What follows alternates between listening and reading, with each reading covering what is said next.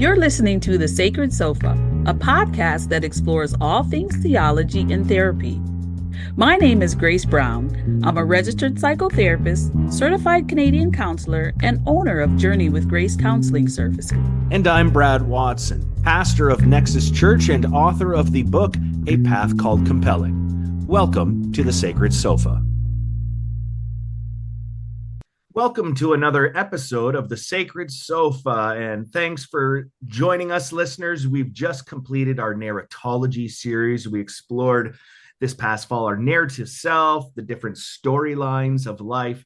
And in these next couple of episodes, we're going to explore one of the storylines a bit deeper, the storyline of tragedy.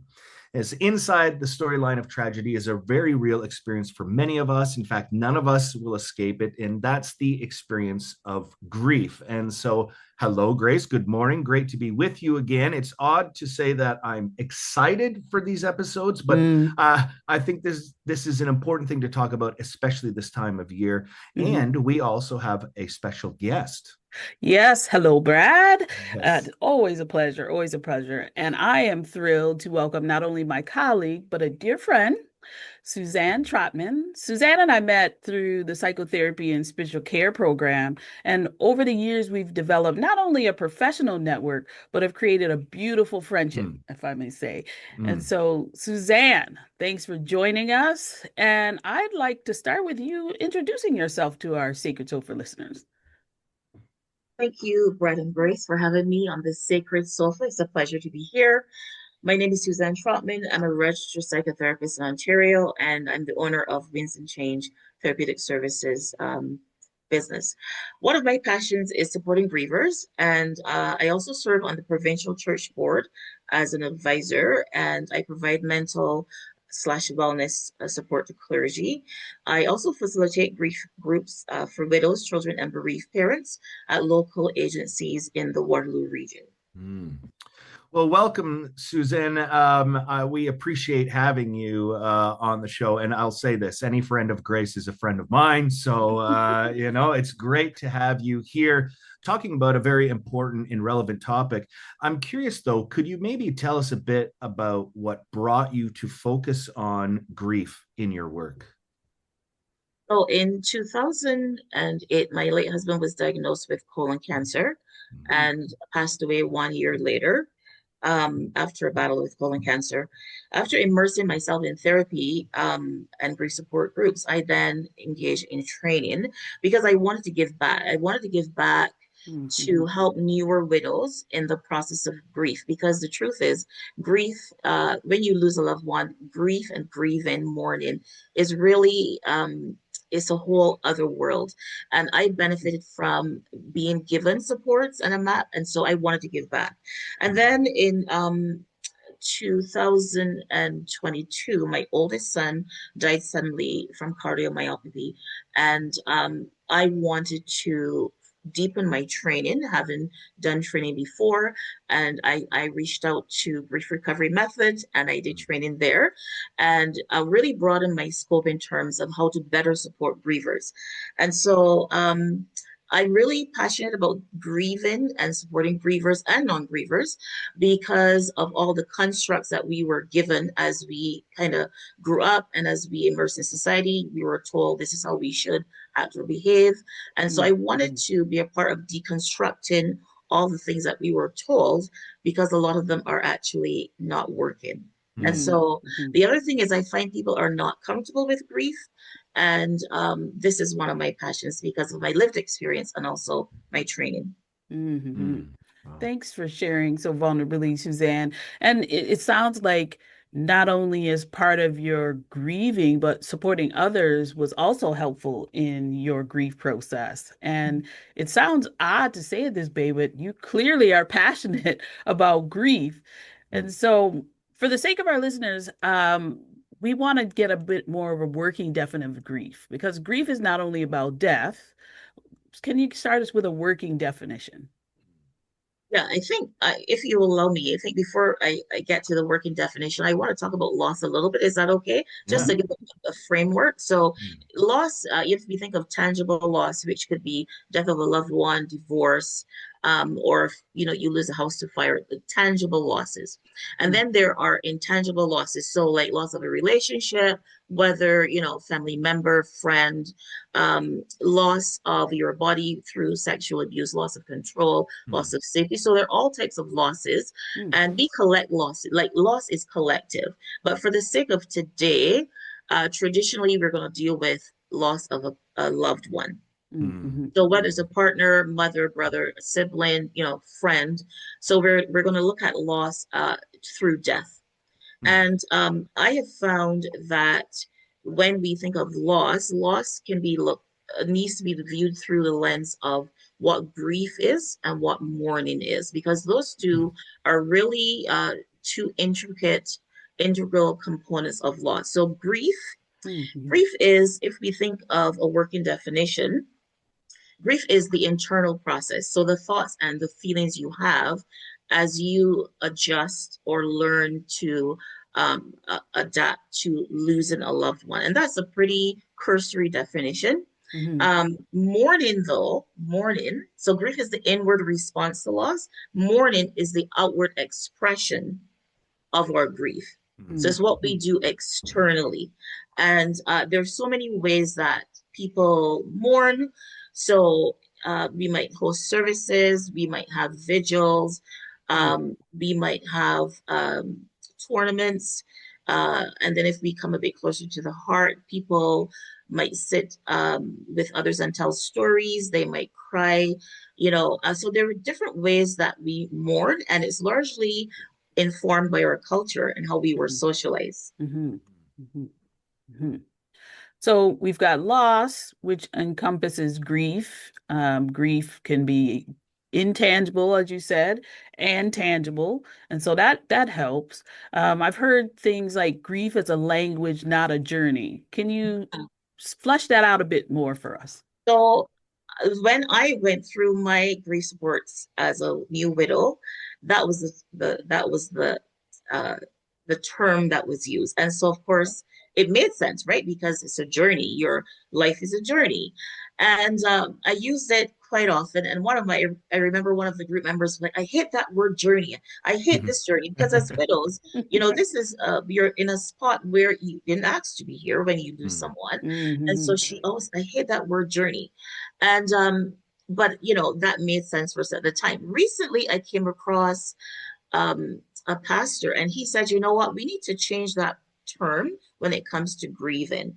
We need to move from the term journey, because at some point, if you're on a journey, that journey ends. Mm-hmm. However, when we look at grief through the lens of a language, when you're learning a language, you are learning the syntax, you're learning the nuances, and you get better at understanding the language and speaking the language and practicing the language. But the language doesn't end, it continues.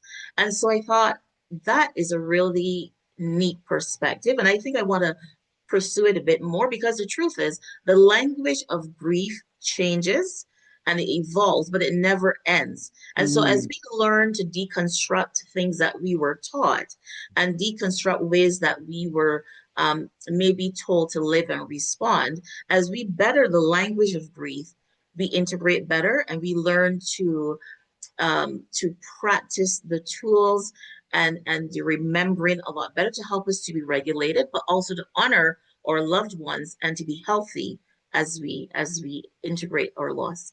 Mm-hmm.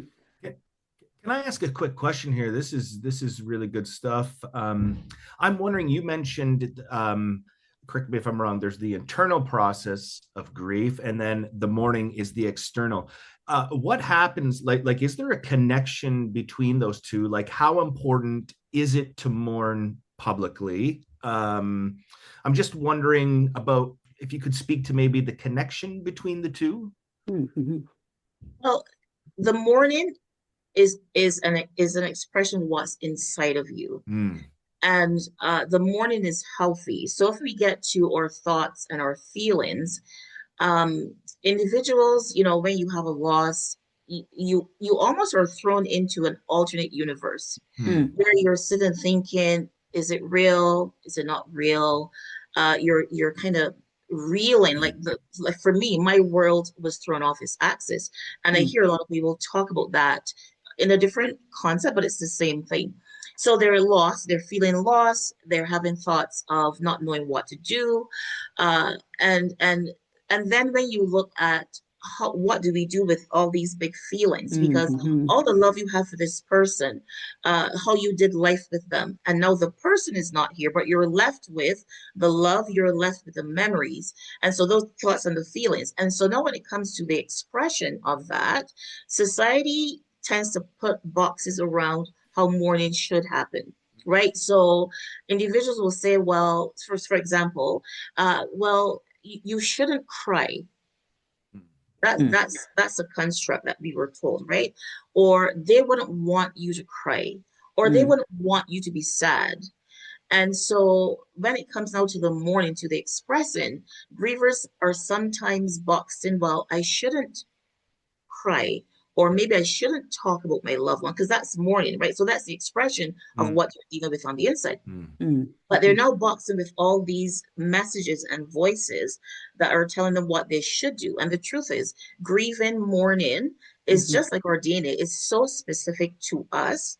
And so it is really important to note that as we mm, feel the feelings that are internal, that we are able to express them mm, in terms of mourning. Um, not only in expressing our thoughts and feelings, but remembering the person. And mm, so mhm, the mourning is individual, but it's also community. It can be a bit bigger as well. Because culturally, people mourn, then you mhm, mourn as a community, but you also mourn individually. mm, mhm, mhm. That's really good. So there's a lot happening when a person is experiencing loss, when a person is grieving. Um, you talked about your world being off tilted off its axis, and I've also been touched by grief, and I think you as well, Brad. And so I think we can resonate with some of those terms, even you're sharing that happened to you personally. And I want to dig a little deeper into the needs of mourning. What kind of needs would people tend to have? And I know this is the work of Alan Wolfelt. Mhm. Alan Wolfelt is actually he's the one who drove the process at the coping center, sorry, the train at the coping center. And he is very clear in terms of different needs that individual have.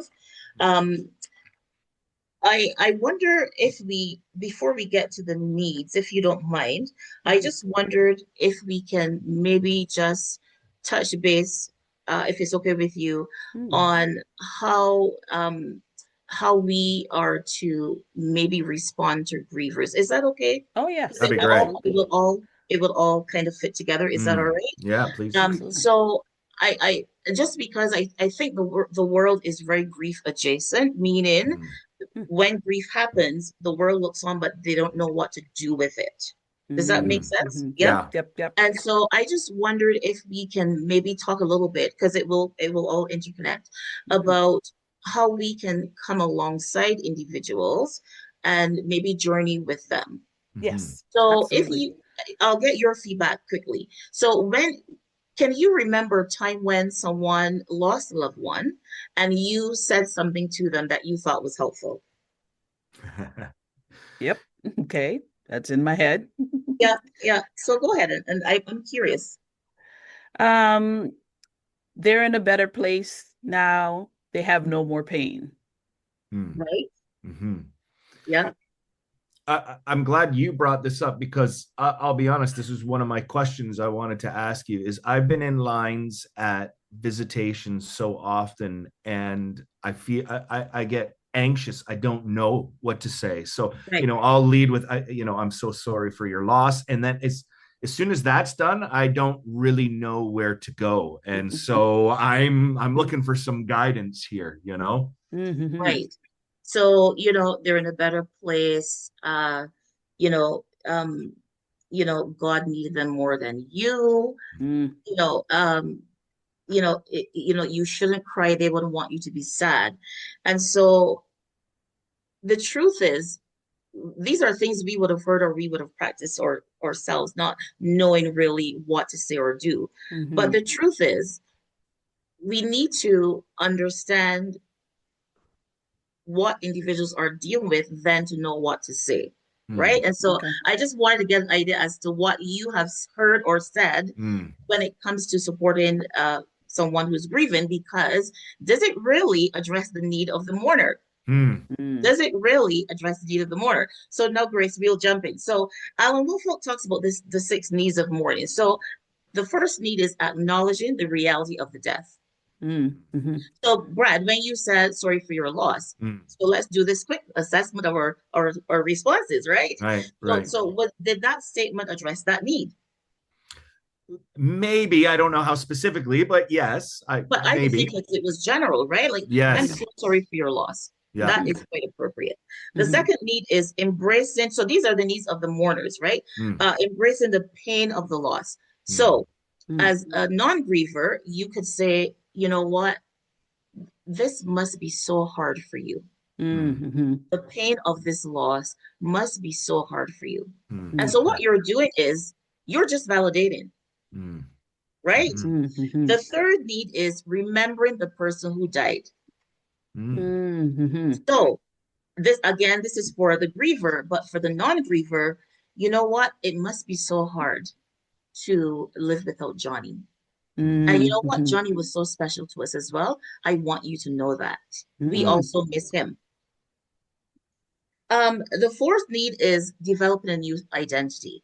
And again, so these needs are for the grievers, but for a non-griever, you could also journey with that person to maybe figure out, are there some things you need help around the house with? Because Mm-hmm. maybe their partner was the one who did all the outside work, or maybe they did all the cooking, and or maybe they paid the bills, or Mm-hmm. maybe, whatever they did Mm. in the routine. And so as the griever tries to develop their new identity, the non-griever could come alongside and say, okay, you don't ask questions, right? Well, what do you need? No, no. You always say to the griever, I am going to drop food off for you because I know that your partner cooked. Mm-hmm. I'm going to leave it at the door. And this is a very important tip. I'm going to leave it at the door. So you cook, you drop food off in containers that don't need to be returned. So these are little tricks, right? Of Mm. supporting the griever. I'm going to leave it at the door. I'll text you. You do not need to come out, Mm. because that griever is dealing with, especially if they're new, they're dealing with the heaviness of the loss. So Mm-hmm. again, coming back to the need of identity, they don't know how to cook, they don't know, or they're overwhelmed, they can't complete the tasks around the house. You find something that would have been done by the person who they lost, and Mm-hmm. you can support them, Mm. Okay. right? In Okay. a Yep. very uh so that they don't have to remember dishes. Who does this dish belong to? No. You're gonna drop things off, you're gonna leave it, or you're gonna show up, you're gonna use your snow blower, you're gonna clean the snow, or you're gonna cut the grass, so that they have space to figure out who they are, but you're also helping in their new identity. Mm. The Mm-hmm. fifth need of mourning is a search for meaning, Mm. which is existential if you think about it, right? Mm-hmm. So, who am I now? Why did this happen? How do I navigate day-to-day life without this person? Um, why did they have to die? And the other person who had the same illness lived. Mm. Mm-hmm. And for Mm. Mm-hmm. individuals, um, this can be a really hard place to navigate. And if you're a person of faith, then it can also become a bigger engine to navigate, Mm. because it can actually cause you to question the validity of prayer and healing. Mm. Mm. The other thing, as we search for meaning as mourners, or grievers, is a family system can lose one person, Mm-hmm. and each person in that family system can grieve very differently. Mm. Okay. And so in that family system, it's really important to make sure we are not expecting everyone to look the same, Mm. Mm-hmm. because we grieve differently because our DNA is differently. We could have lost the same person, Mm-hmm. Mm. but we grieve differently because our role to that person is Right. different. Right. And so again, as a non-griever, dependent on what your role is supporting the griever, this is how you can help them navigate the search for meaning. And the last one is ongoing support from others. That's a need. Mm. Mm-hmm. Individuals tend to isolate. And Mm-hmm. and here's what research has shown: men tend to isolate more. Mm. Okay. So there is this finding that women tend to be diagnosed with depression, or they say they're sad because they talk more. Women talk more. Men internalize, and Brad, maybe you can speak to this a Mm. bit more. Men Mm-hmm. internalize, so women often will get more supports because they will Mm-hmm. speak, they will share, they will connect. Men will withdraw, Mm. and they will isolate a lot more. And I think that's largely influenced by how they were socialized. But Brad, maybe you can Mm. speak to this a bit more. Yeah, it resonates because my first instinct, sad, grieving, mourning, it is to retreat so that, um, it can be much harder to reach out to guys or understand what they might need in that moment. But, Mm-hmm. Right. when you're listing these six things, Suzanne, like this is resonating. So I've got a few follow-up things here. The practicality, that stuff is great because I've been Yes. so guilty of texting someone, hey, sorry for your loss. If you ever need anything, let me know, which I totally understand is so unhelpful. Like putting a decision, making somebody who's grieving try to Right. decide how you can help them. So some of these practical ideas and those little tips, like dishes that they don't have to return, like what a nightmare trying to remember who. Remember. Yeah, all right, like that would be the worst. So I had wondered as well, though, that when you brought up their search for meaning in it, Mm-hmm. if that is not a place that we could use some instruction on, because I just think of Job, the book of Job, and that's a place where you can get yourself into trouble real easily. And I Yeah. wonder if that's where we're prone to say things that are not helpful, like as they're struggling for meaning, go to those silly lines, right? Oh, God needed them more than us. So, we can land ourselves in trouble in that process as they're searching for meaning. But Mhm. yeah, Mhm. and I just think those six things were really helpful for me to Mhm. hear. Mhm. Mm-hmm. And I think when in the search for meaning, when someone is like, why did my relative die and not the other person? Mm, And a simple answer could be, that must be hard to not understand. mm, Mm-hmm. right. Because you don't have the answer. I don't have the Right, answer. right. They don't have the answer. And the truth is, there are some things that you will never get the answer for. Mm, Mm-hmm. And it Mm-hmm. is so validating to just say that mm-hmm. must be so hard to not understand why.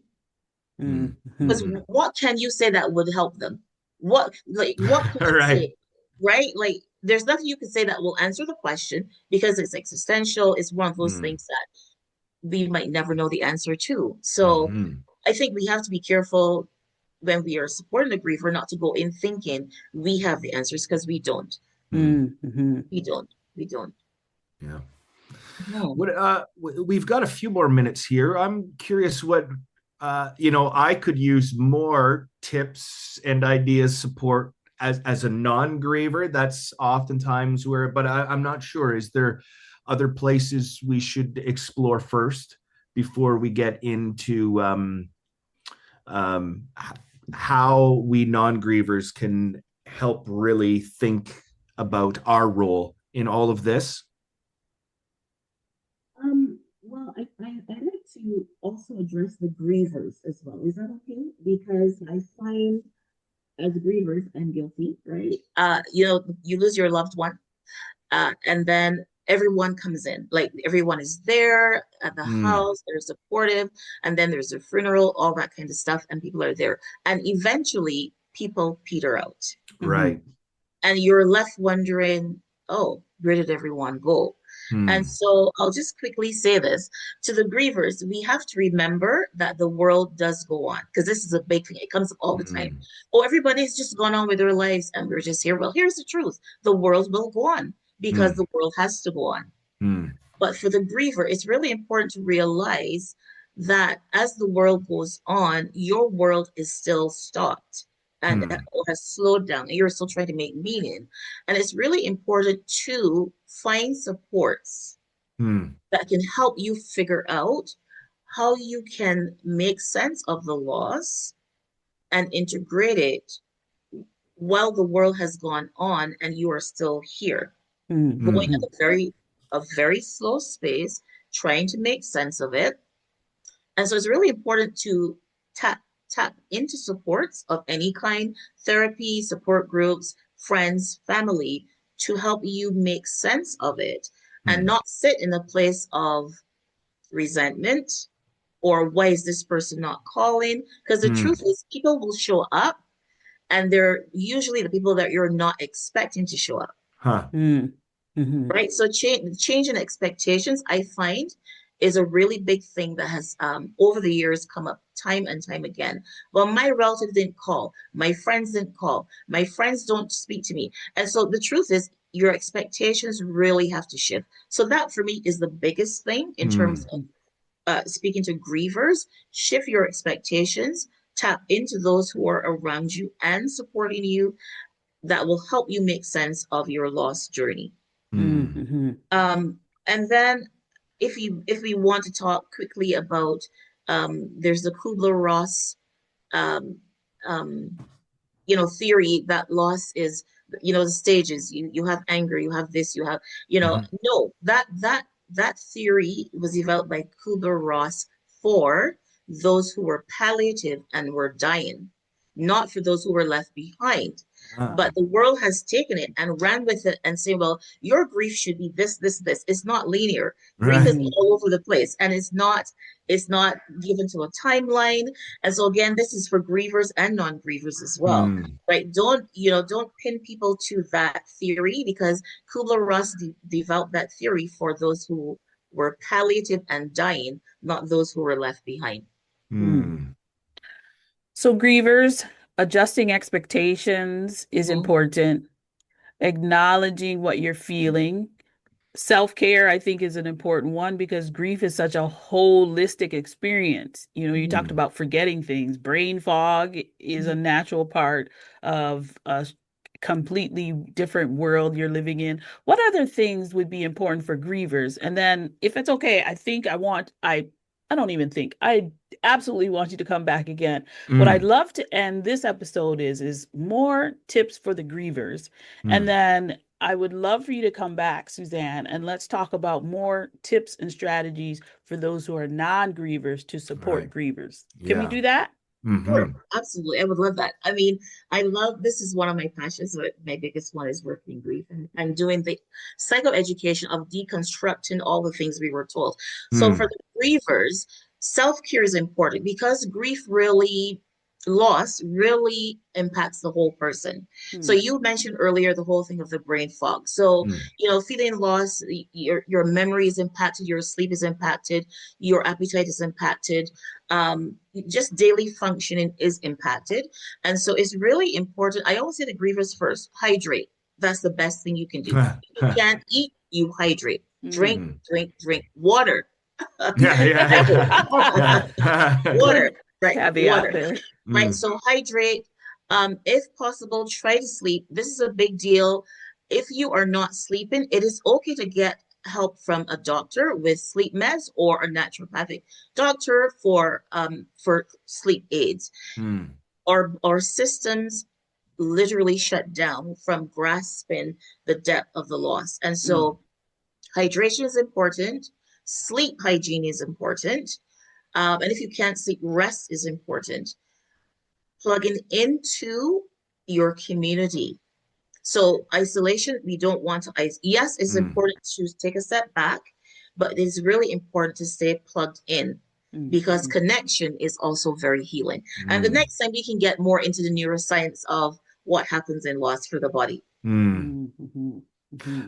That's so important. So yes, let's get in that next, because I even recognize it in myself. And you already brought this up. When you're devastated, you feel like the world should feel devastated too, but it moves Hmm. on, and it can be easy, I know in my experience, to almost resent the world because it's moved on. And so you want to sort of isolate. So this is all stuff that I would love to get into more next time we're together. But thank you so much for, first of all, bringing your story to us. That's a very vulnerable story to bring to us, and all the help that you've given us this morning. It was a pleasure. Pleasure. I look forward to next time. Thanks so much, Suzanne. Thanks to our listeners. I hope this has been very helpful for you. Stay tuned with us next time as we talk about other tips and tricks to support grievers and non-grievers alike. Thanks again, Suzanne. Thanks, Brad. Take care.